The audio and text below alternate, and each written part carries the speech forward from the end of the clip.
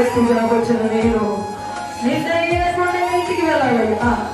దుఃఖంతో వచ్చిన నేను, వేదనతో వచ్చిన నేను, కృంగిపోవచ్చిన నేను, శోభంతో వచ్చిన నేను, సమస్యలతో వచ్చిన నేను సంతోషంగా ఇంటికి వెళ్ళే రీతిలో నన్ను ఆశీర్వదించుడాడి.